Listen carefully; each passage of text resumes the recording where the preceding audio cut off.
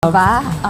Siguro po gusto ko lang rin po i-add na bukod sa thank you kay Watsons for doing this great and amazing event. Gusto ko lang rin i-congratulate and magpasalamat sa lahat ng P-pop groups na talagang walang sawa din na nagwo-work hard para maabot yung goals and dreams not only individually but also yung goals ng group nila kasi we know na this career and this path na gusto natin gawin, it's not very easy for us.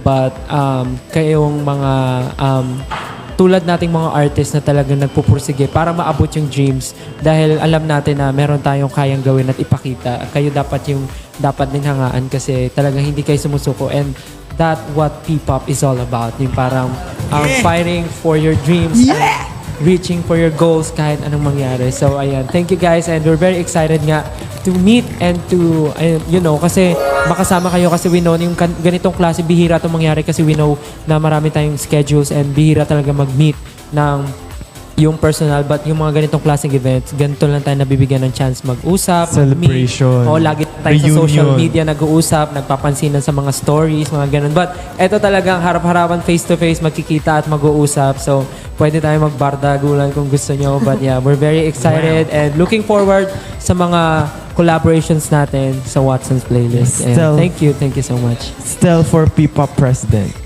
Right? Oh. Thank you so much sa lahat po ng P-pop fans, multi-stans, syempre 18 sa pagsuporta sa amin. So we're very excited for this concert. So sana po ay huwag niyong palampasin. Meron pang mga tickets na natitira. Sobrang bihira na magka-collab and magkasama-sama kaming mga P-pop groups. So it's a chance and sobrang magandang program na mapanood niyo yung collaborations and mga ganitong bonding. So let's go. It's a chance. Ayan. So maraming salamat 18. See you.